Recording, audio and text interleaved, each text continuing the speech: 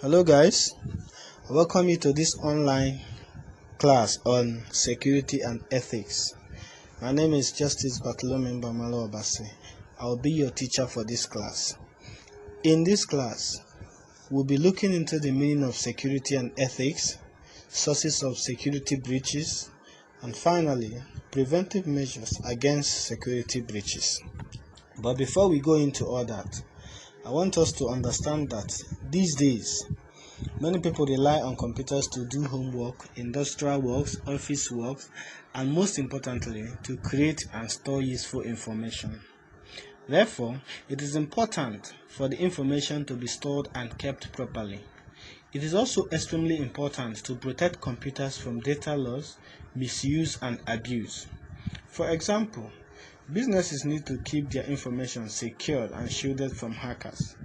Home users also need to ensure that their credit card numbers are secure when participating in online transactions. A computer security breach is any action that is capable of leading to loss of information to software, data, processing incompatibilities, or damage to computer hardware. An intentional breach in computer security is known as computer crime. This is slightly different from cybercrime, as cybercrime is known as illegal acts based on the internet. There are several distinct categories of people that perpetrate cyber and computer crimes. They include hackers, crackers, cyber terrorists, cyber extortionists, unethical employees, script kiddies, corporate spies, and so on and so forth. Now, what is security and ethics all about? Security and ethics is defined as an encompassing term that refers to all the activities needed to secure information and the system that support it in order to facilitate its ethical use. Ethical use here refers to the use of ICT in line with the moral values governing the use. Security and ethics also involves efforts geared towards protection of data, information, and information system from unauthorized access, use, disclosure, disruption, modification, or destruction in order to facilitate its ethical use and provide confidentiality, integrity, and availability. Now, at this point, let us look at some sources of security breaches. These days, the security of various technology-based systems is constantly being called into question.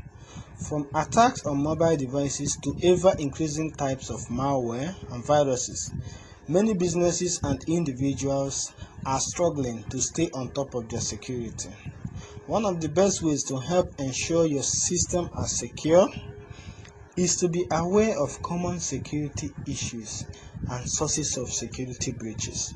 To this end, we'll look at some sources of security breaches. Number 1, viruses, malwares, and computer worms.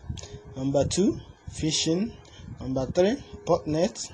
Number 4, rootkit. Number 5, keyloggers and spywares. Number 6, unethical employees. Number 7, altering of operating system. Number 8, physical access to computer. And the last one, weak passwords. We'll take them one after the other. Viruses, malwares, and computer worms. One of the most common ways a system security is breached is through malware being downloaded by the user. In almost every case where malware is installed, the reason is because the user was tricked into downloading it.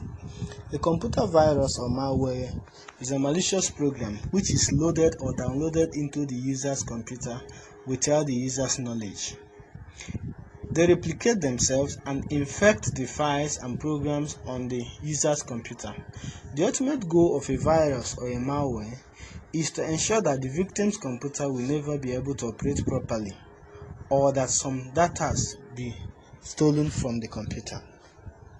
Computer worm, on the other hand, is a software program that can copy itself from one computer to another without human interaction. The potential risk here is that it will use up your computer's memory spaces because a worm can replicate in great volume and with great speed. Phishing.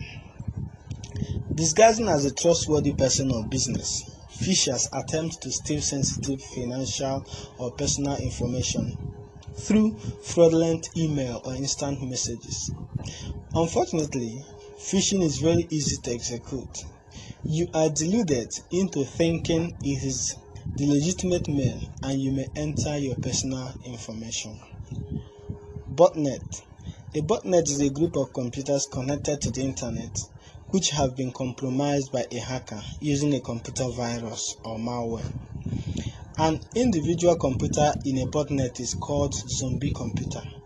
The result of this threat is that the victim's computer will be used for malicious activities or even for larger scale attack such as denial of service.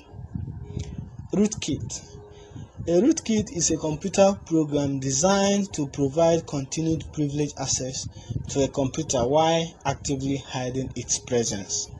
Once a rootkit has been installed, the controller of the rootkit will be able to remotely execute files and change system configuration on the host machine.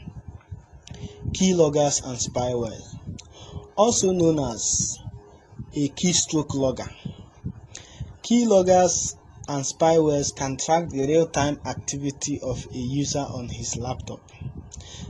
They keep record of all the keystrokes and actions and commands made by the user. Keyloggers and spywares are very powerful source of security breaches, and they are used to steal people's login credentials such as usernames and passwords. Unethical employee. We have seen a number of infections and security breaches that were carried out by disgruntled employees.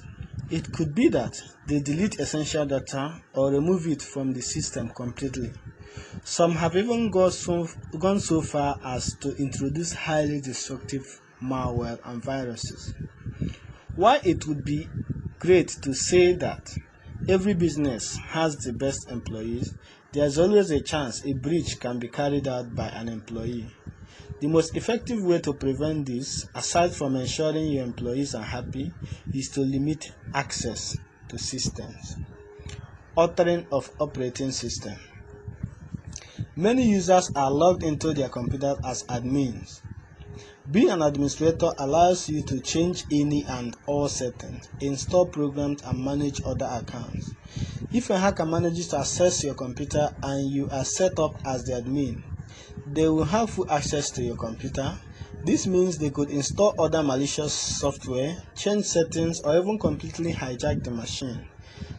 The biggest worry about this, however, is if a hacker gets access to a computer that is on a network. They could gain control over all the systems on the network and do whatever they please on it. Physical access to the computer.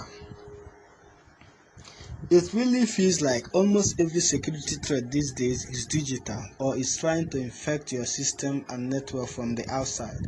However, there are many times when malware is introduced into the system or data is stolen because someone has physically had access to your systems.